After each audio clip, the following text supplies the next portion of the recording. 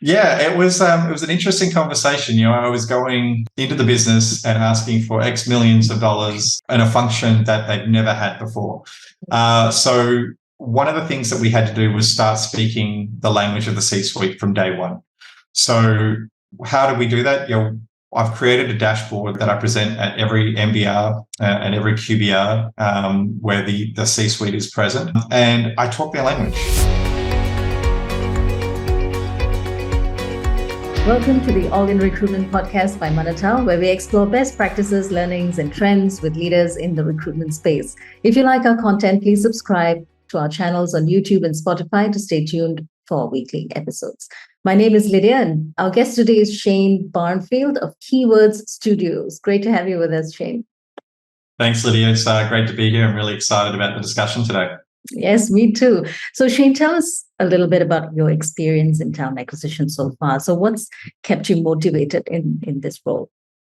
Yeah, so I've been working in talent acquisition for 20 years now. So, from my background, I've worked in many different industries over the years. I've done, recruitment in construction, mining, oil and gas, tech sector, now gaming, obviously, biotech, you name it. I've worked in a number of different industries. I've worked in, a number of different countries as well. I'm originally from Australia. You can probably pick that up from the accent. But I've worked in the Middle East. I've worked in Canada. I'm actually back now based in the Middle East leading a global team. So, I feel like I've touched on a number of different areas and seen quite a few different things in my career. But when it comes to what keeps me motivated about the talent acquisition space, I think it comes down to the fact that I've never lost sight of the fact that, we're changing people's lives. And I know that sounds corny, but I'm a bit of a unique case. I find in the recruitment space, whereas I know a lot of people come into recruitment as a stepping stone to move into human resources, like a HR role. I actually took the opposite route. I started in human resources many, many years ago, and realized that it's not where I wanted to be long term. And I was luckily enough given the opportunity to join an internal talent acquisition team in Australia, back in, I think, 2005, and really haven't looked back since. And one of the things that attracted me to that role initially was I was getting to talk to people about something they were excited about. Hey, I'm looking at making this new move in my career, or I'm looking at my first job post university, and it was exciting, and I've never really lost that sense of excitement that comes from recruitment. Even now, even though I'm not necessarily involved in the day-to-day recruitment activities as much as I once was, it's something that I still, really drive home to my team is, where at the end of the day, behind that CV, behind that application is a human that's, genuinely excited or really nervous or apprehensive about this next move. So for me, it's always been the fact that we're able to genuinely make a difference in people's lives. Moving from industry to industry, you would have seen that some fundamentals probably have changed or have not changed. I mean, what's your observation on that? Yeah, that's a great question. I mean, for me, I always like to answer that question by saying recruitment is recruitment is recruitment. There are definitely different approaches, high volume recruitment versus, very niche and targeted recruitment. But at the end of the day, it's the human touch that's always remained the same for me. So even though things have changed, technology's improved, at the end of the day, never losing sight of that human aspect is something that I've always tried to keep in mind. So in Keyword Studios, you've been here for about 2 years or so, and these are very critical 2 years, right, as we know. So what are some areas that you've prioritized for TA? Yeah, the last 2 years have been a really interesting journey for both myself as an individual, but also for Keywords from a talent acquisition perspective. So just to give you a little bit of context, I think it might help, to maybe describe a little bit about Keywords. Yeah. So Keyword Studios is an organization that provides, creative and technical solutions or services to clients in the gaming industry. So basically what that means in layman's terms is, we help the EAs, the Ubisofts, the Bethesdas of the world build their games and bring them to market. That's what we do. So when they need help, it's studios like us that they call. So Keywords, been around for 25 years, large organization, but their approach to growth in the industry has been very, very, I think, unique. So Keywords started out providing a particular service to the industry around quality assurance, localization and translation services. But over the years, they've grown to kind of diversify into different areas that are now kind of split into three main service lines. So we've got that globalized service line, which provides those FQA and localization and translation services. We've moved into another service line called Engage, which is made up of our marketing studios. So think if you're seeing a game trailer or a studio needs a marketing plan to release their new game, we help with that. And then finally, the service line that I lead up from a talent acquisition perspective is called Create, and that is our 25 globally dispersed game development, co-development, and art production studios. So when Keywords made the move into that area, that Create service line, it took the approach by doing it, exclusively through acquisition. So every studio under the Create umbrella was acquired to join the Keywords group. And when Keywords made that decision, rather than acquiring a studio and rebadging it as Keywords, they've left it, independent. So all of the studios under our umbrella still have their own original name, their own branding, their own websites, their own culture, and so on. And I think from a marketing perspective, it's really advantageous to us. I think from a talent acquisition perspective, it's been advantageous as well, because we have 25 different brands that we can promote. Oh, you don't like brand A? Well, try brand B. We've got that studio over there. So that's been definitely a unique approach.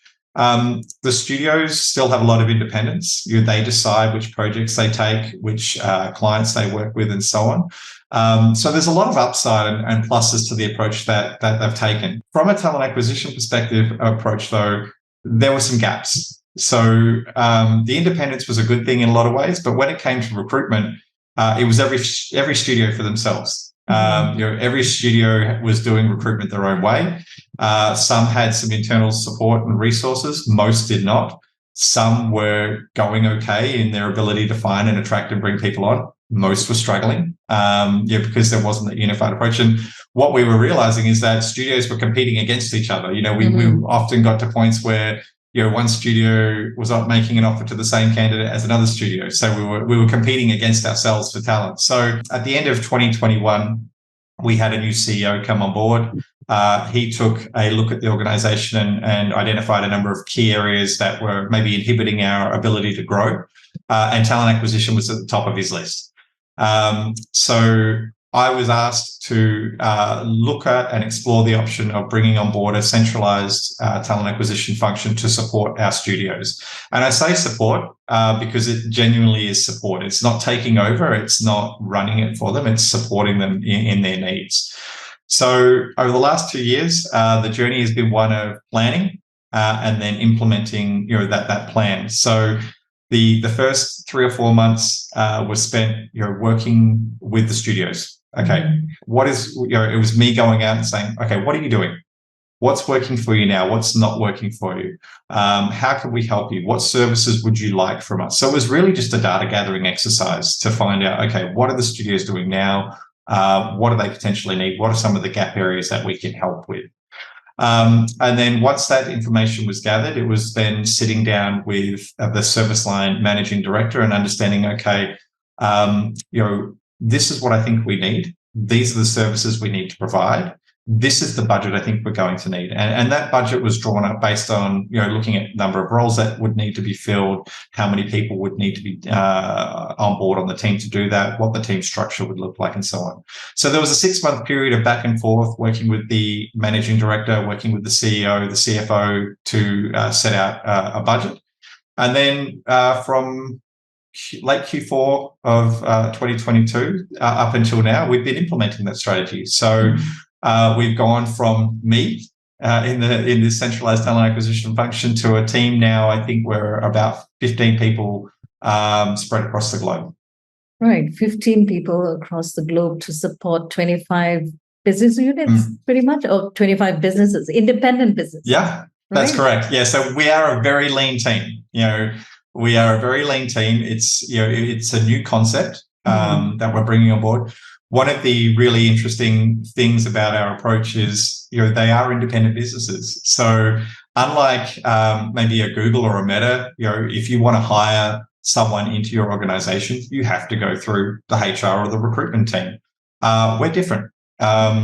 We're effectively consultants to our own studios. So there is no mandate that the studios need to use us. But, I'm very pleased to say that most have welcomed us with open arms. We were coming into an environment where, they had nothing, and we were saying, we can do X, Y, and Z for you.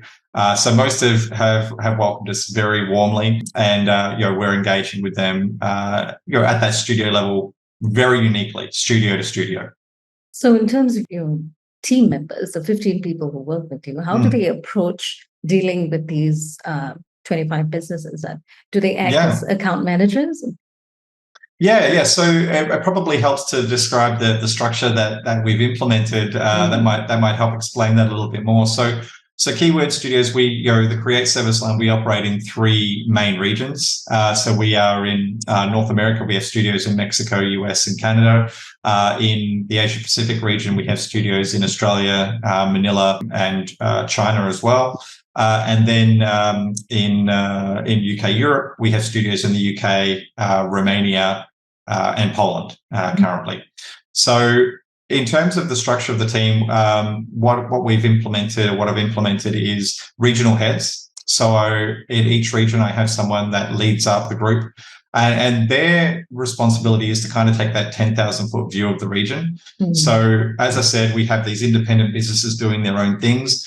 The head of each region, their role is to kind of look at opportunities for coordination, look at opportunities to work together as a group, as opposed to individual businesses. So we've been successful in that, in looking at events that we attend, branding opportunities, job board opportunities, those types of things. So they're kind of pulling it together from that high level view. Then the next level down, we have our talent acquisition specialists. So they are, the doers of the group. So they are embedded at the studio level. So generally at the moment, it's a one TA specialist to 2 studios is kind of the average. And their job is to dive into the studios, know them intimately, work with the leadership there to understand, okay, what are the processes you have in place now? What are some potential opportunities to improve those processes? Know the personalities, and really become the face of recruitment for that studio. They're ultimately responsible for filling the individual roles at that studio level. And then the third tier to our model is our regional sourcing hubs. So this is something that's very new to the organization. It's 100% proactive recruitment. It's purely focused on outreach, and it's heavily focused on pipeline development. So yes, they get involved in active roles, but their main focus is mapping out markets, identifying the talent, reaching out to that talent, introducing keywords, and forging long-term relationships. So that's kind of the model that we have in place. So when it comes to the 25 individual studios, the talent acquisition specialists are empowered they have a lot of freedom. So they know what their ultimate responsibility is to deliver roles. How they do that is up to them, working in conjunction with the studios. So we give our talent acquisition specialists a lot of freedom to identify the pathway that's going to work best for the individual studio. So some of our studios are very hands-on. So I think of one of our studios in Canada where my talent acquisition specialist there, she is fully embedded. She sits in the strategy meetings. She sits in the weekly sales meetings. She knows more about the studios than I ever will, because she is so deeply embedded. Other studios, maybe they're not as involved. They don't need that level of that high touch. So it might be we're providing more of a consulting service. Maybe we're providing top of funnel support. It really depends on what the studio needs. So we flex and adapt to meet the studio's needs. We don't tell them how to do recruitment. We work with them to understand how they need recruitment to be done. So acting as a consultant and also a support for these businesses, and also for the entire business as a whole, right? How do you go about justifying that foundational budget that you need to start this unit out? Yeah, it was an interesting conversation. I was going into the business and asking for X millions of dollars in a function that they'd never had before. So one of the things that we had to do was start speaking the language of the C-suite from day one. So how do we do that? I've created a dashboard that I present at every MBR and every QBR where the C-suite is present, and I talk their language. And so what we've done is, rather than saying, "Hey, we've built this many roles and this is how many days it took us to do it," we're converting that to revenue. So yes, we do say we filled this many roles, but rather than just saying, "Hey, we filled 100 roles this quarter," what we turn around and say is, "Well, we've actually contributed 8 million in additional revenue to the organization." So in that sense, we're kind of future-proofing ourselves as a team, because I can then turn around and say, "Okay, well, if we need to reduce headcount or we need to reduce our budget, fine, we can do that. But here's what it's going to look like in terms of revenue loss to the organization." And we did that, by working. Well, I did that by working very closely with our operations director for the service line, who's our numbers guy. We worked on things like, what are gross margins? How does that equate to man hours? What does that look like from a revenue perspective? So it took a lot of work, but the payoff has been amazing, because when you can turn around and say, over the last 9 months, we've contributed, $8 million in additional revenue that you would not have had if our team was not here. That's a pretty powerful statement, especially when you look at our budget and you compare it to revenue growth. I think we're at 4x our budget so far this year. So as we're going into budgeting discussions for the next year, it gives me a lot of freedom to say, well, I need X, Y, and Z now, because, I've shown what we can do with this much. Imagine what we can do with, double that. And with that kind of budget, what were the first things that you looked into? Apart from resources, people. No, great question. So obviously, you mentioned 15 people to cover 25 studios. We are a very lean team, so we have leaned very, very heavily on technology. We've looked at tools that can help us streamline the talent acquisition process in whatever way we can. So a big chunk of the budget initially went to getting our studios onto an ATS. So Keywords corporately had an ATS, but as I said, every studio had their own website, every studio had their own brand. So effectively, we needed to have every studio with their own ATS. So we're able to, get an umbrella agreement under the corporate one and roll that out to, I think we've rolled it out now to 15 of the 25 studios. In a span of how long? We started that process in January. So, I think the last one was signed up about last month. So it's taken us a while to convert some of the studios across. Some had legacy agreements with other platforms, but we've now kind of centralized all that to a large degree. So, that was a big focus of the team and myself for the first 6 or so months of the year. So that was definitely an element that, that we had to budget for. But, when it came to doing more with less, we looked at certain tools that could help us on the proactive sourcing front. So tools that could help us automate, finding candidates, but also reaching out to candidates. But we looked at, a lot of tools that can help us in the front end in sourcing, but then automating the outreach as well. We've also looked at tools to automate some of the more time-consuming activities of a recruiter. So interview note-taking, for example. We now have an AI tool that allows us to record those interviews and summarize them at the end. My team is using ChatGPT or pretty much on a daily basis to help them, summarize candidate profiles when they're presenting those to hiring managers, for example. So we've had to learn to do more with less from day one. So that's kind of baked into our philosophy when, we're very lean for the number of people that we have. I mean, I was looking at some of our competitors the other day, some of our studios, equivalent size, they have teams of 5 people, 6 people just for one studio. So we've had to be very efficient at what we do, and we've baked that in from day one. So a big chunk of the budget was on those tools and technologies that will enable us to do that. And what was the approach towards using data to sort of devise that overall strategy from the beginning? Yeah. So from day one, I've had to rely on data to justify what I'm asking for from a budgetary perspective. And then going forward, once that was approved and signed off, we're using data pretty much at every level of the function. So, when it comes to my role, I'm using, that data to calculate, okay, what's the revenue impacts to the business, from our team. If we go right down to kind of the sourcing team, we're still kind of in a stage of gathering this data, but we're already using information through A/B tests. So we're saying, okay, let's run an A/B test of our outreach for Unreal engineers. What's working? What's not working? And we've already made some significant impacts, on that. So I think when we first started out, the average response rate to our outreach was around about 15%. We've now got that up closer to 30-35%, just through running a series of A/B tests and going, okay, which one's working, which one's not working? How can we fine tune that? So we're using data on a day-to-day basis there. There's a great example that I want to share with one of my talent acquisition specialists, where she was able to, so we use online assessments for our programmer roles. It's a test of, their programming abilities. She did a deep dive into, okay, how many people do I need to put through an assessment to get onto the interview stage? How many candidates need to take the assessment to convert to interview step? And then from there, how many interviews do we need to run to convert to a hire?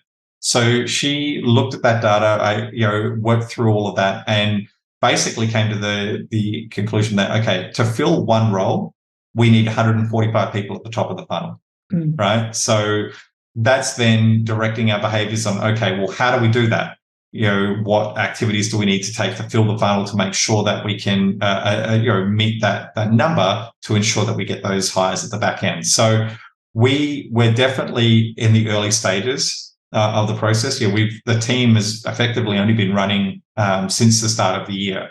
So we're still in the process of gathering data, but we are gathering information around top of funnel requirements to hires. We're gathering information around what outreaches work the best.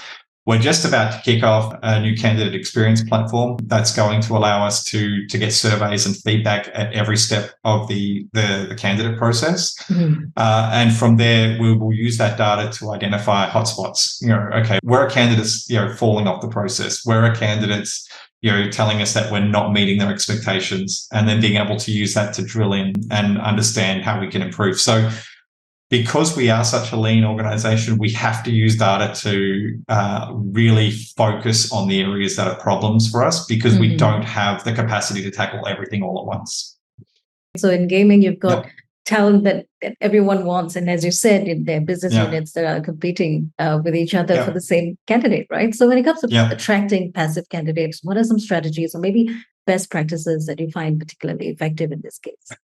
Yeah, I'd love to say there's a silver bullet that really works. But for us, the focus is on relationship building. The gaming industry is unique, as you said. It's very challenging in a lot of ways, very rewarding in a lot of ways. But it's part of the tech industry, but it's separate and aside.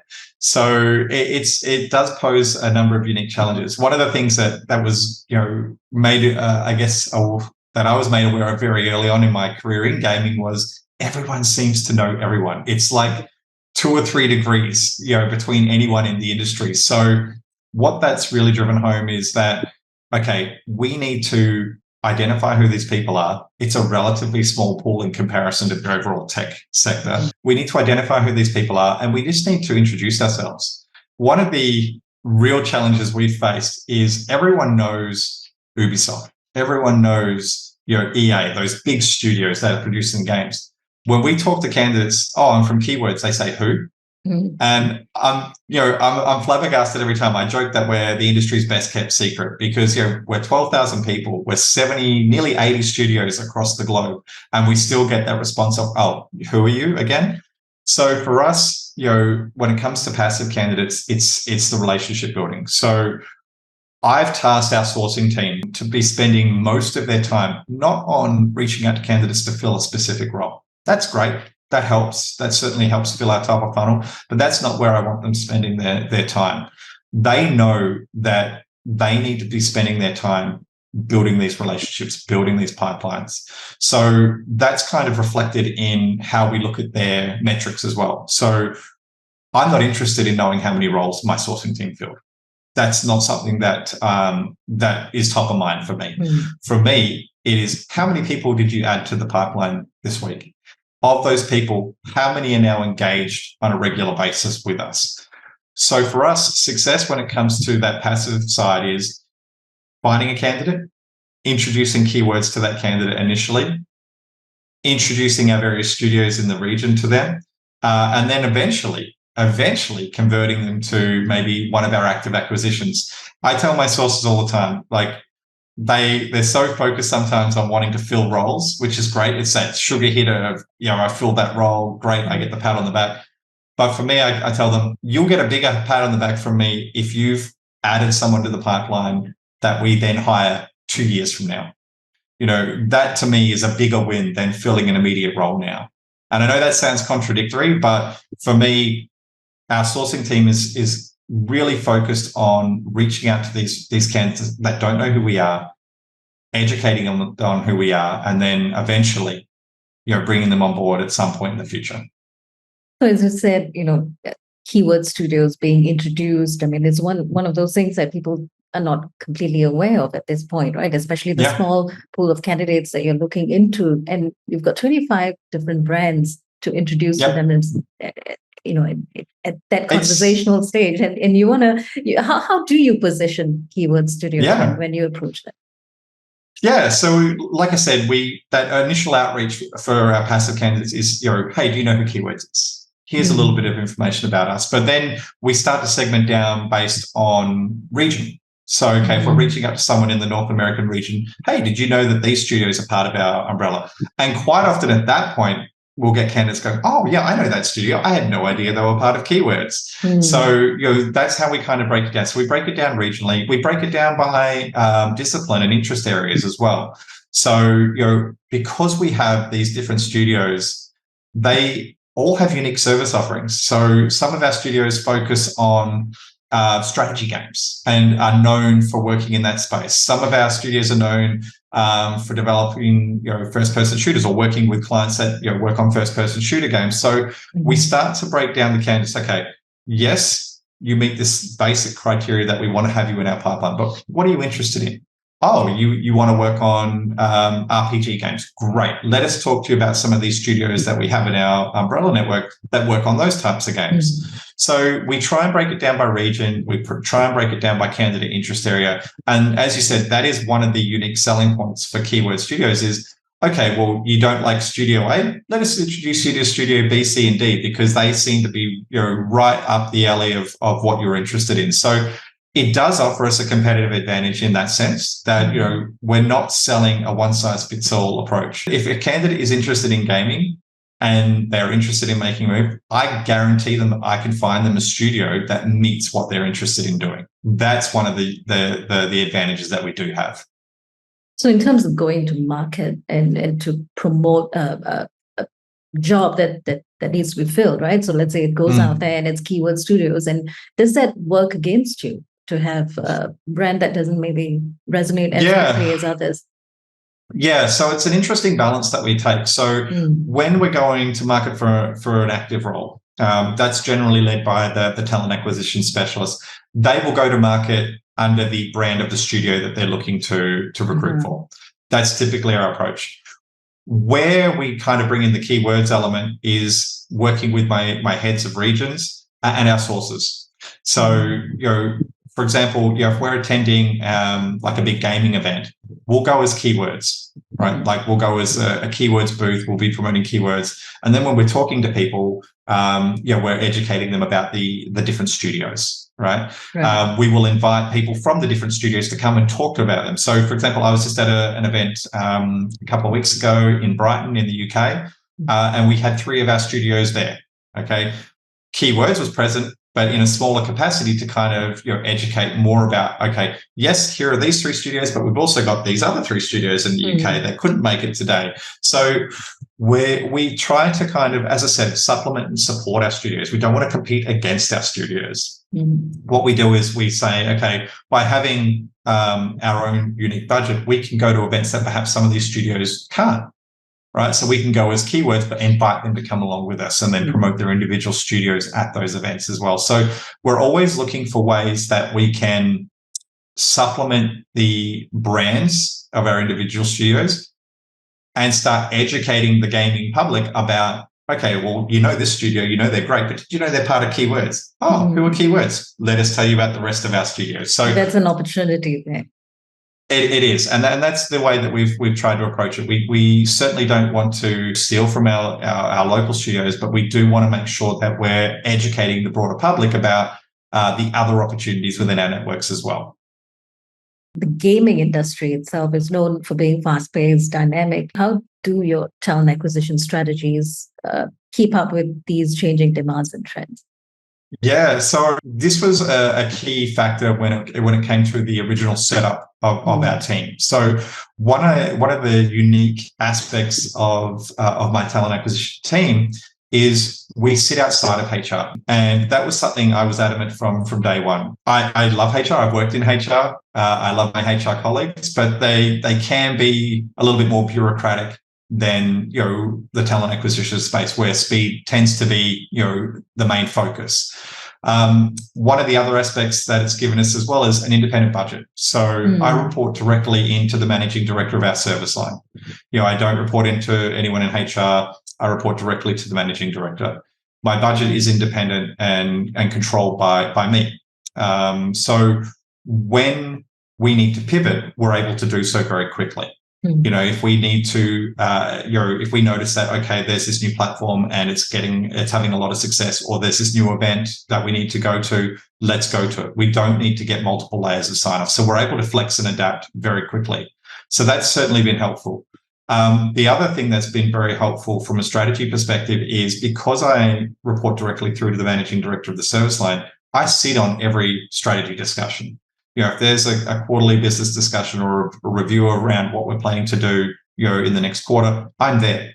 So I'm able to then share that information with my teams ahead of time. So, for example, we're looking at moving into a new games adjacent area at the moment as an organization. It's going to require us to look at a different type of talent. So I've tasked my team with looking at that now. So I've sat down with my sourcing team and said, okay, here are some of the new types of roles we might need to start sourcing for. Can you start building out pipelines now? Okay, for when we maybe do that in 6 months' time. I'm sitting down with my regional heads and saying, okay, we're looking at moving into this space.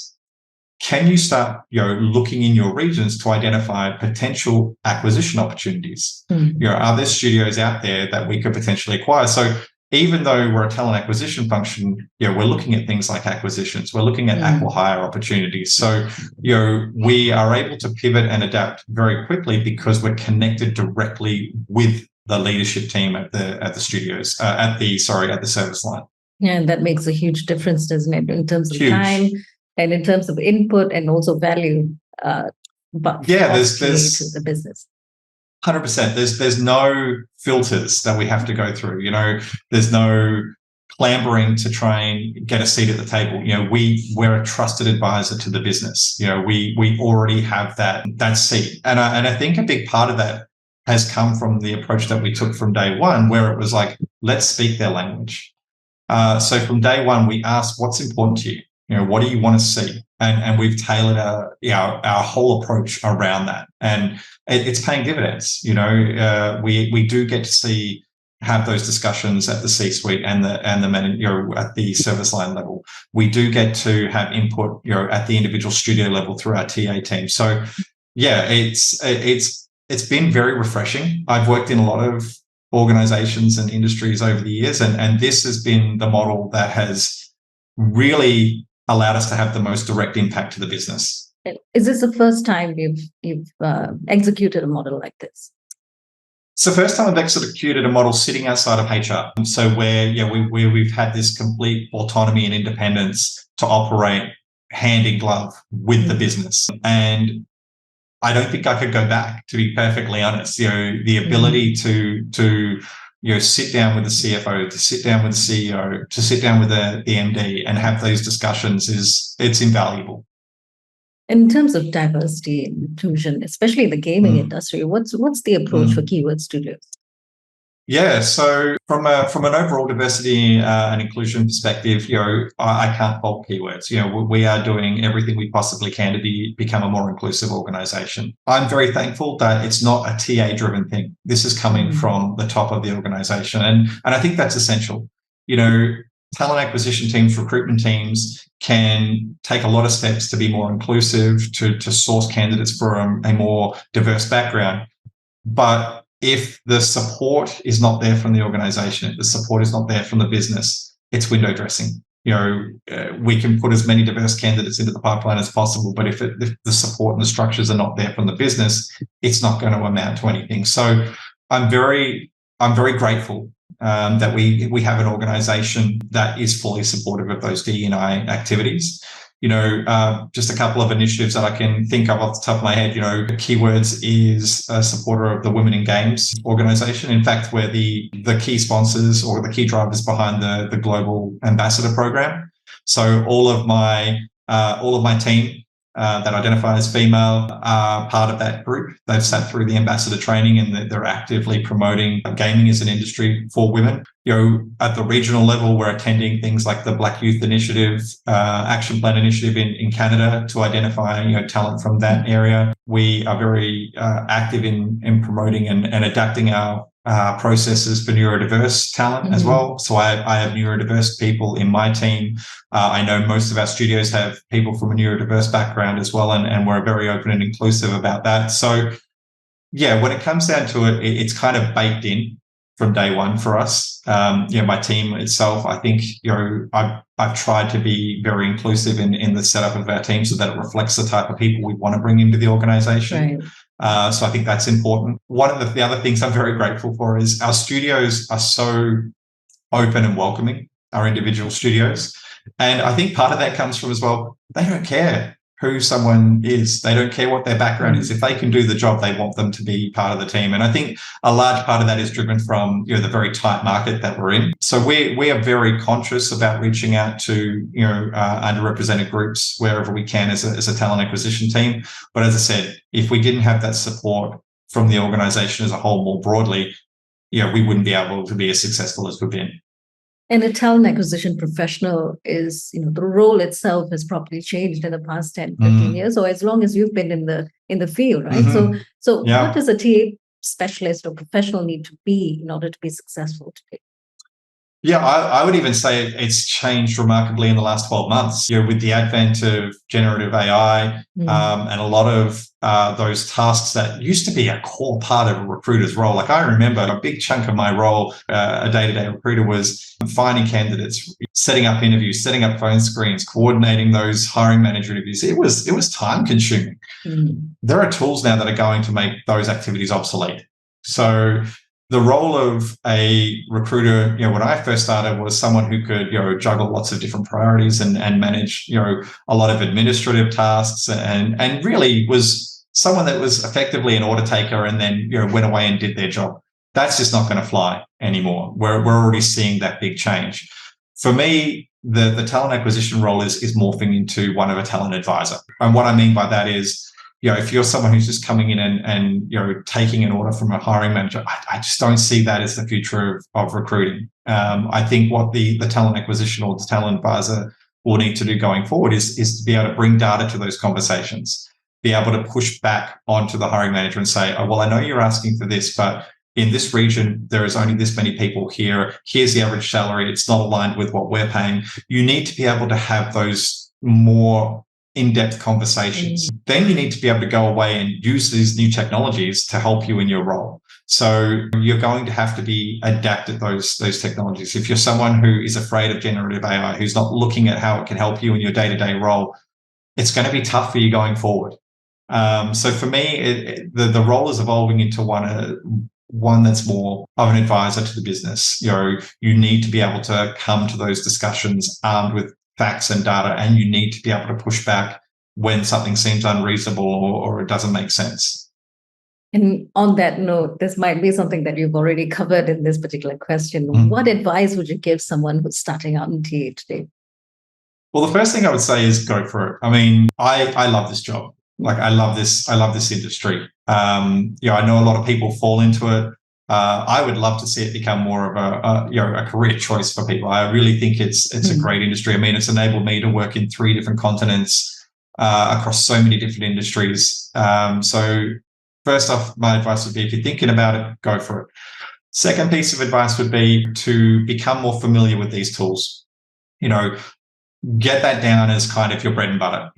How can you use these tools to augment your day-to-day activities so that you can free up more time to do these more value-add activities? And these value-add activities are, looking at data around, where a candidate's found, how can they be engaged, but also looking at talent intelligence tools to understand, okay, where are the hubs of talent that we can go for? Really getting yourself that ability to have those business discussions. So stop talking recruitment, start talking your operations, for example. But ultimately, I don't see the role of a talent acquisition person going away. I see it changing. I see there's going to be a future where we become those advisors, where we become those valued consultants to the business. And for me, that just makes the role even more exciting. When I first started out, it was taking, CVs off of fax and calling people and, things like that. That's gone away. So I think the role is actually going to become more enjoyable for those that can adapt and pivot to what it needs to be. Well, thank you very much for your time, your insights. I mean, you've been generous to share such a unique model that you're overseeing at the moment for a global talent acquisition team. So thank you very much, Shane, for your time and your insights. So Drew, drop us your contact details so that the audience can find where you are and engage in a different conversation with you. Absolutely. Well, look, Lydia, thank you for inviting me to come on board. I've really enjoyed the discussion. And for anyone out there who wants to connect with me, the best way is on LinkedIn. You can reach me. It's just Shane Barnfield over there at LinkedIn. Please do drop me a line. I love talking talent acquisition. I love talking strategy. So I'd be more than happy to connect with anyone that wants to have that kind of discussion. Thank you, Shane. And we have been in conversation with Shane Barnfield of Keywords Studios. Thank you for joining us. And remember to subscribe to stay tuned for more weekly episodes from All in Recruitment.